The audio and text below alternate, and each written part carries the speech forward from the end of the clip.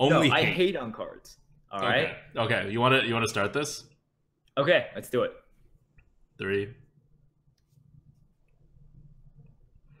Welcome back. This is part 2 of the KFT card review. As you guys see, we've upgraded our background. We had Toast site. Now our editor created, our YouTube editor, who's been with us for, oh god, it's been so long now, has just made us a nice little graphic. And so we're using that now. See, this stream slash YouTube series is just, it's going to grow with you through the 6 hours we're going to be doing this. And we're going to take bits and pieces from our audience and add to it. But we are currently waiting for our site to load up in this live stream. So if you guys don't know, this is one take. That's why there's no cuts. We're not going to have time to make cuts to edit it, to upload it for tomorrow morning, which is when the release date of this expansion is. So we're going to take this time to talk a little about our tier list and how our tier list actually works, so that you guys can know what we're talking about once the new cards get loaded in. All right, so Merps, why don't you tell us a little bit about our tier list? Oh, it is a fantastic tier list filled with many cards. What is our tier list called?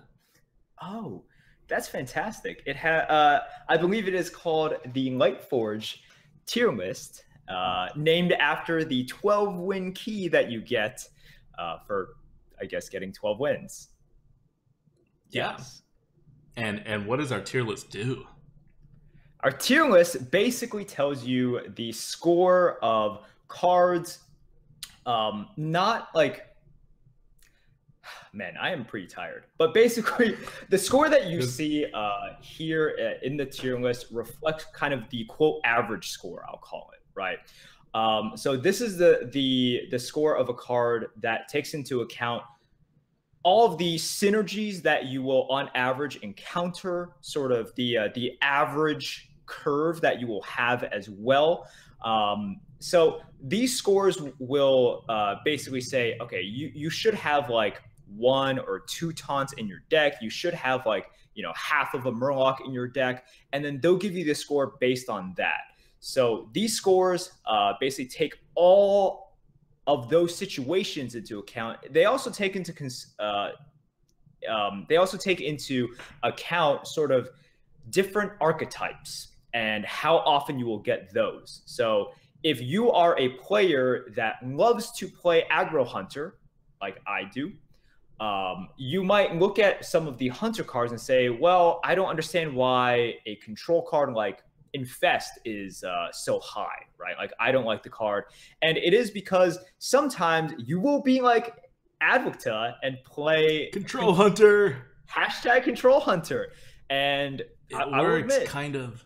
It kind of works, right? I mean, there's a reason Infest isn't like super high in the tier list, but we aim for flexibility, and we aim for, after if you take a large enough sample size, there are times in which Infest is a great pick, and that's sort of how you get the average tier score. Yeah, so what we're trying to do is we're trying to get you to win games, right? And then it takes into account that sometimes your draft is not going to allow you to go that aggro, and Infest is a really good card when you're not allowed to go super aggro. And it's still pretty good if you're going to go super aggro, because it lets you reload, right? Like when your opponent kills you off the board, because they have to, or else they're going to die.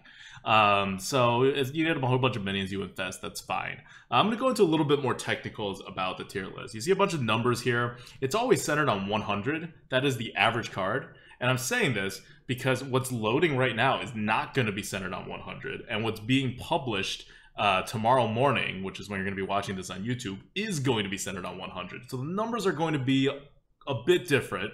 We're going to say this is worth this, and it's going to be relative to something else. So in Ungoro, for example, a Yeti is worth 106, I think. We also have a nice search bar on the top right, which you can't see because it's off screen right now. But yeah, okay. So a Chowan Yeti is a 106. And that means it's a little bit above average. It's in the above average column. And our other cards are ranked around it. You can, sort. You can use different things, show different rarities of cards, Only look at legendaries, never look at legendaries if you're me. But the point is, everything's centered on 100 because that is the average card. Not the average card in your deck, but the average card you're going to be offered. And so it scales up based on that, and it scales down based on that. 0 is an absolute 0. That means a card of 0 actually like is the same as not having a card. It has like literally no value. Or it has so little value that it rounds down to 0.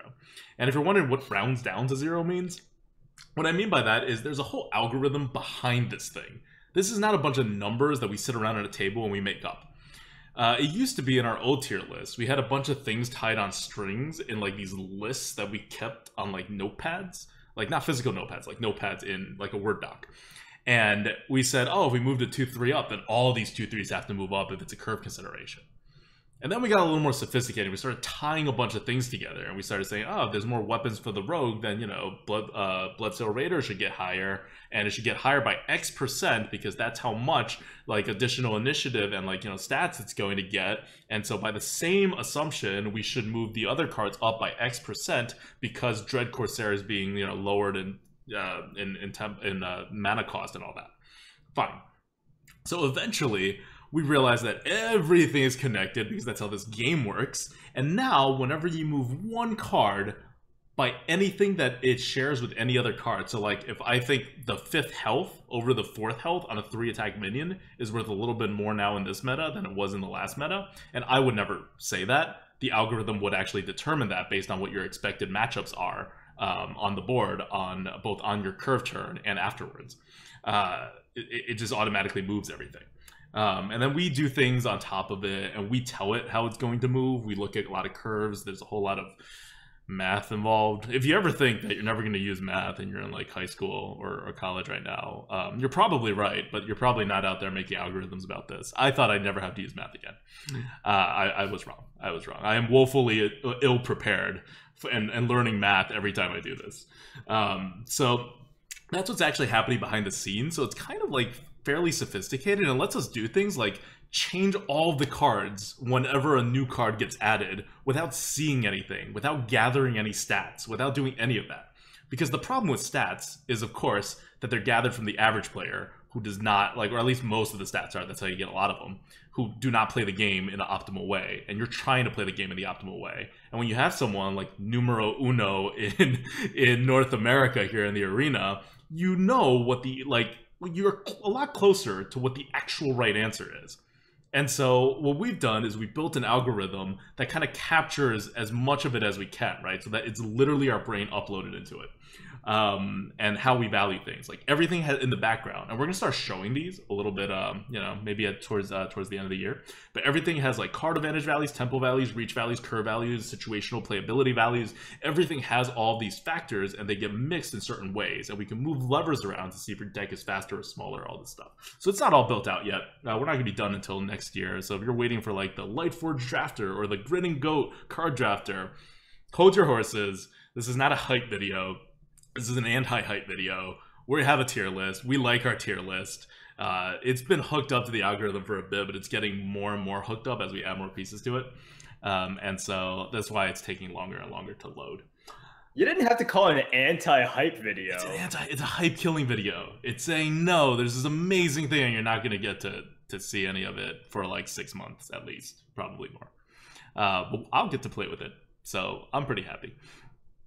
Okay, so that's that, and that's also why you'll see a lot of cards just moving, and you may be wondering, like, oh, what happened to Burgle Bully? One made it, like, a little worse. Probably because 4/6s got a little worse. Probably because your opponent has less spells than they used to.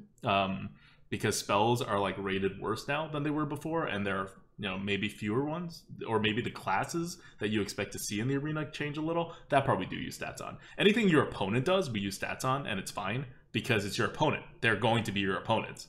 Whenever it's something that you do, we stop looking at stats, or we only use it as like a very consulting thing, and we try to build in the a priori, like fundamental logic of how much each extra attack is worth, and how much like playing something on turn 2 is worth in terms of tempo, card advantage, reach, survivability. Like, you may not think about it, but like a Scarlet Crusader has reach value because it could hit face, and it has survivability value because it can remove your opponent's things that hit your face. And all of this it's all taken into account. But yeah, So that's our tier list, and it's the algorithm behind it. And we're going to now go look into the new KFT cards, and we're going to set some benchmarks first on where normal cards are, and so you will know what a Fireball is and what a Yeti is, so these scores make sense to you. And these change every single meta, but they're always centered on 100, except during this review, because we don't have enough time to center it on 100 yet. So that's not very helpful. This is actually going to be a weird review now that I think about it, because we're going to give all these scores to cards, and they're not going to be the scores when you click on the website. They're going to be the same relative to where like a Yeti is, or to where their average card is, but they're not actually going to be the same. So we're actually just giving false scores? We're just giving false scores. But we'll tell you, but when we say a card is good or bad, it'll still be the same. Is that enough? Do we have a choice? No, we don't have a choice. It's all right, yeah, that's perfect, man. That's totally good enough. Oh my gosh, that's so good enough. All right, okay. So that concludes our, introducing the tier list for people who may not know what we're about, or why we have a tier list, or what this tier list is doing. It's also pretty, and you can like look at it to like analyze cards. People use classic view a lot, but I like the mana view, because the mana view sorts it by actual mana cost, and so I can see all the 2-drops and all the 3-drops, and like play around in my head how to build a deck. Anyway, that's it for episode 2. We'll actually go into actual KFT cards in episode 3 and give you specific values for each of them.